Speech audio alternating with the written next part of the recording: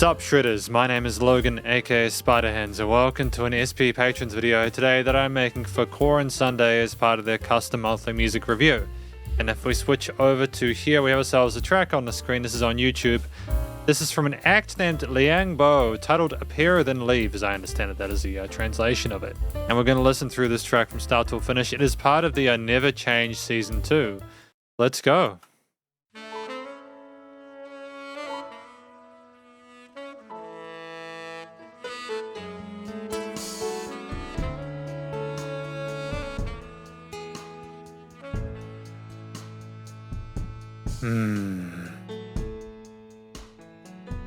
Pensive with the chords on the piano and the saxophone.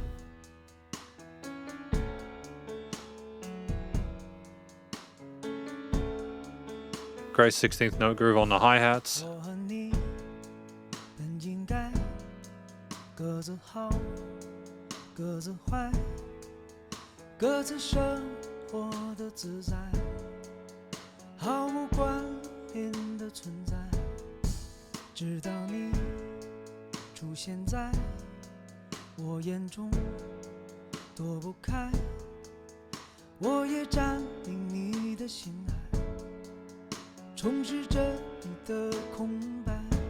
I mean, like, it's a really pretty voice to listen to.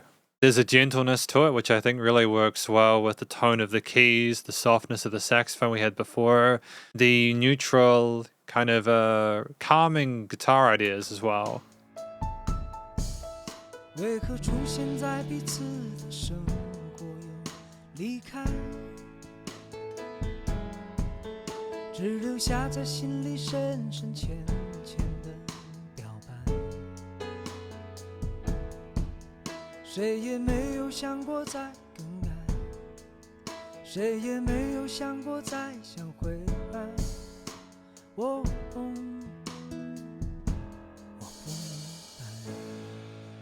I love the cymbal work they had there with the drums just before. You know, the use of the rim shots as well, and the snare was kind of clean.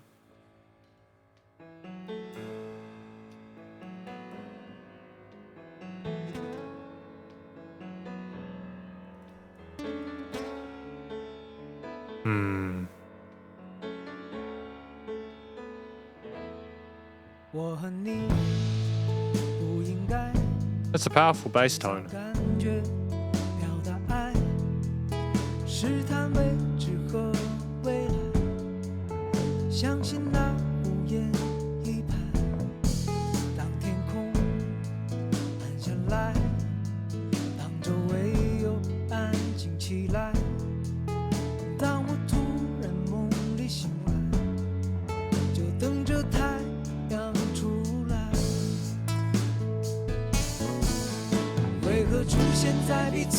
Backings.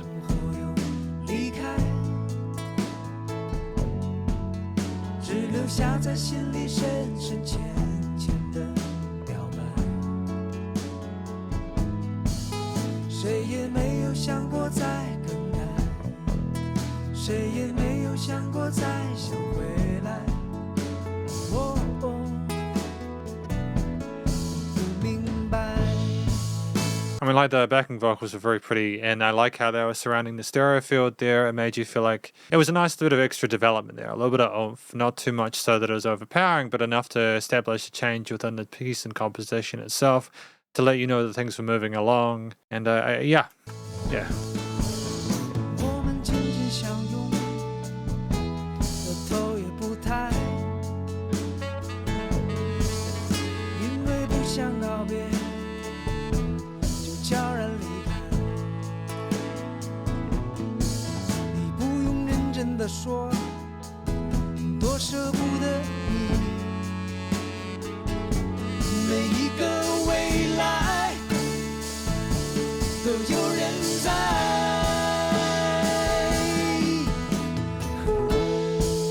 Oh, falsetto to link over.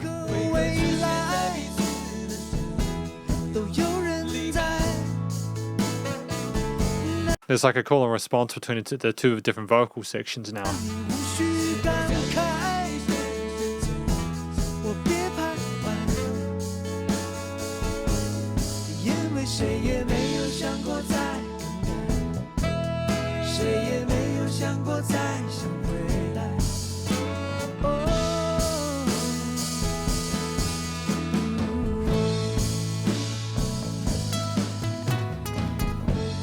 Oh, slapback delay.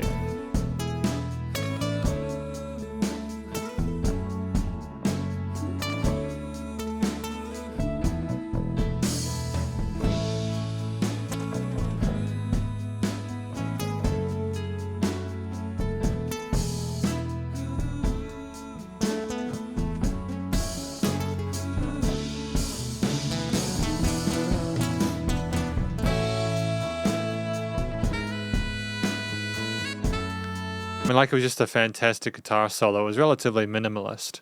We didn't allow ourselves to become sort of too preoccupied with being the main focal point outside of the storytelling and everything like that. We'll go back a little bit though so we can appreciate the saxophone. Interesting mixture of the eye and ping pong though for that tone.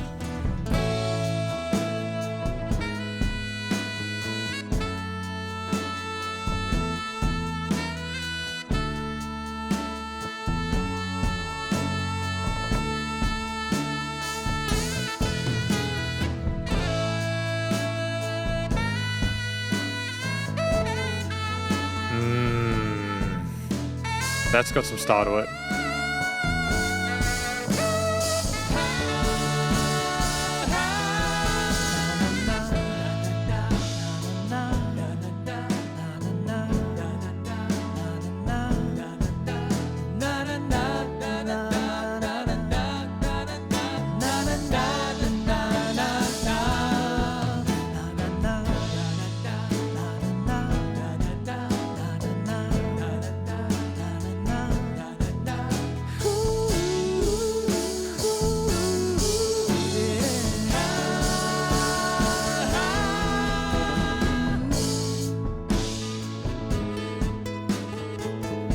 I'm sorry.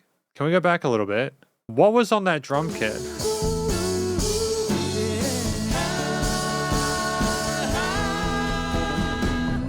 That's a Vox drum kit. I'll remove myself for a minute. That's a Vox drum kit. I didn't know that Vox did drums. I saw Vox only did guitar stuff. That's crazy, man. I didn't realize.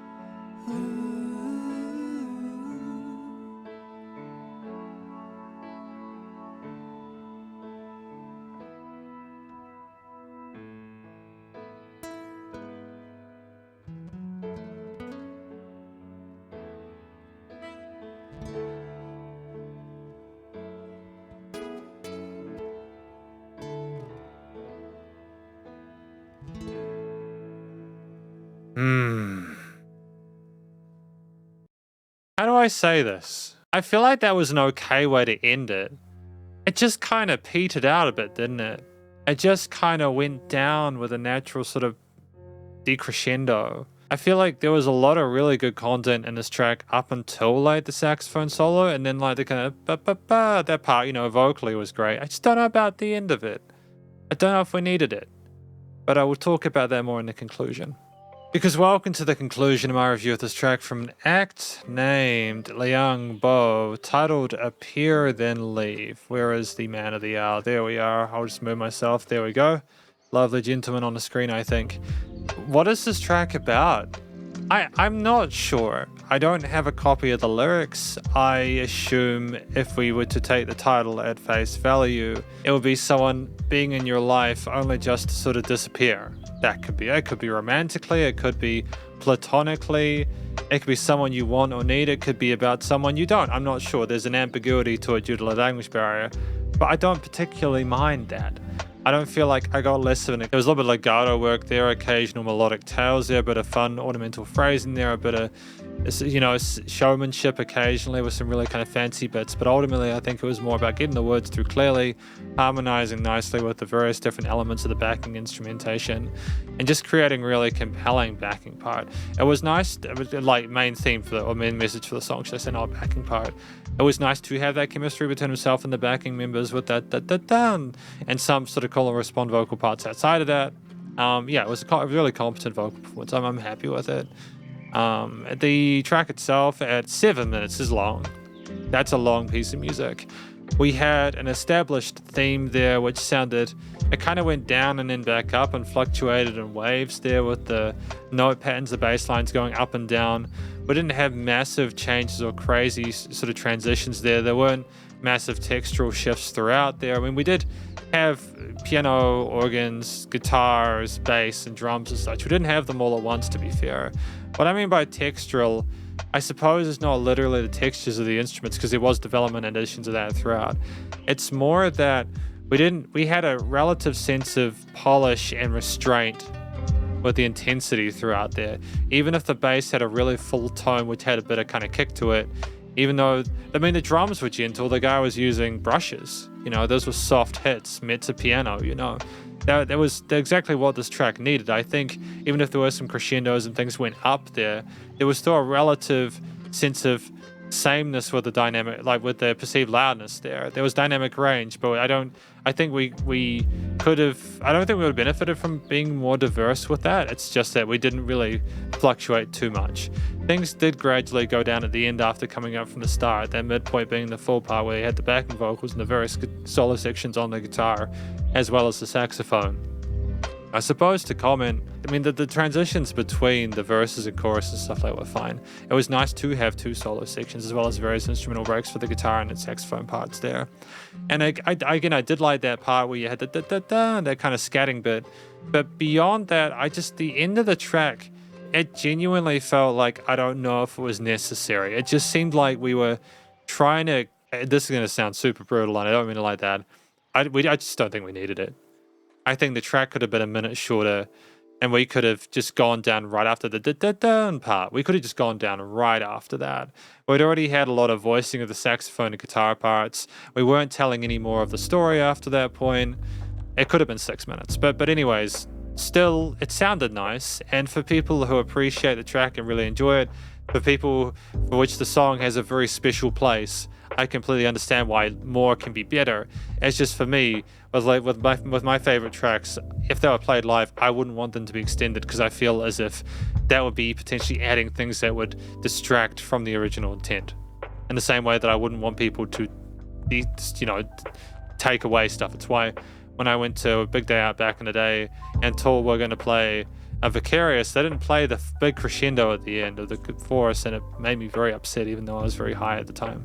I'll talk about a few of the instruments within the track that I enjoyed. I thought the guitars were played really eloquently. There were some interesting sort of lead string pick patterns there, going between modes and scales, the major and minors and such. Didn't really explore too many chromatics or accidentals there. It was a relatively safe performance there, even within the solo section with slides and some hammer-on or pull-off parts there. Very minimalist phrasing to kind of replicate what was going on maybe with the vocal melody. I think that the strummed chords, in addition to that, were nice and palatable, and the sides, I think that they were a nice backing and niched nicely with the saxophone, piano, and organ parts. And they were really friendly sounding. They were very relaxing.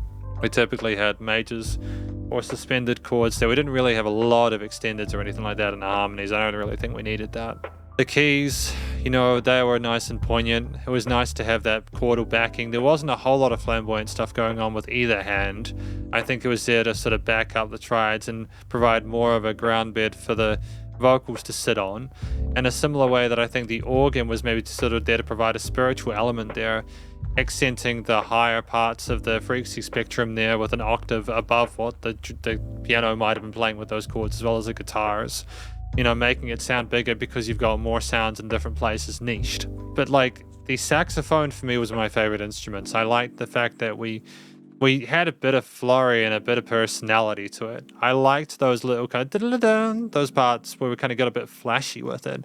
There was also some fantastic control of the breath and intensity and passion behind some of those notes that I don't really think was any other part of the of the performance. The saxophone sounded like it wasn't raw, it was nice and polished, it was commercial grade with the production, but it also didn't sound sterilized. It was relatively like quaint there, but when it needed to, it kind of kicked and it forced its own sort of solo voice into the track there and was very unique because it just sounded like it really wanted to be there. It didn't just play the notes of the vocals or anything like that. It capitalized on its real estate and stood out for me. And it was a very competent technical performance. The drums were fantastic. I liked this exploration of the cymbals. I thought it was great to work around those. Lots of different choices there. The brushes were a nice choice to make things a bit softer and more sort of smooth and sort of sultry, I suppose, essential. The kick and snare patterns were great. We had some tom parts as well, though they're very occasional. We pocketed for a lot of it, and I think that's very well done. But the bass guitar was practically working with the root notes. We did go up a few times and maybe go against the chord triads, but aside from that, it was very much kind of, hey, we're in control of this moment. We're moving up, we're moving down. We're sort of like making, again, more of a foundation like the drums and like the rhythm guitars for everything else. The theme itself, it sounded peaceful and sincere. Again, the sus and major chords we had there was coupled with like a slower tempo, the smoothness, transition to softness of the drum hits and stuff, the vocal performance, the calmness of the performance in general. It was just very sweet and simple to listen along to. The chord progression was inoffensive, even when there was some more raunchy parts potentially from like the kind of the bass at the start, which came in like about out of hell, and the saxophone with a bit of kick to its tone. It was still very easy to listen to. It was like very easy listening, and while I understand that the lyrics might provide a bit of extra context in there, that's what I got from a non-native speaker perspective there, instrumentally and musically. I think that the theme can kind of match the tone of someone thinking that you've just got to kind of accept when people come and go, like the wind, etc. If that's the case, that's absolutely fine. The studio recording, mixing and mastering was tight. I mean, we handled ourselves really well in the studio. I thought like there was a nice rawness and organic nature to the mix there. It wasn't an absolutely flawless mix. There were some parts where instruments sounded a bit too kind of present, like when the bass came in, it was very full in the mix to a point where it was a little bit kind of off-putting. Some of the backing vocals and stuff like that were like, maybe they could have been like compressed a little bit more to sort of be a bit more kind of like stable, but it was a live performance, and that's fine. That's what you get. You get that kind of that humanity behind it that I really appreciate, and that's what made live performances great. The instruments in general otherwise are really well leveled. I thought that there were no resonant frequencies in the spectrum, and things were nice and wide in the stereo field, such as when the backing vocalists came in and filled everything up nicely. It was nice and loud without pumping, so the bus compression limiting were handled. I mean, effectively, this is my review of this track from an act named Liang Bo, and it's titled Appear Then Leave, and hopefully you enjoyed it. If you did, please go show us some love via their various social medias and YouTube page, and stay cool and stay safe. Please remember to support your local musicians and artists at this point in time, as you hit the hell more than ever thought of crazy stuff going on in the world, and I will catch you in the next SC Patrons video. Spiderhands out.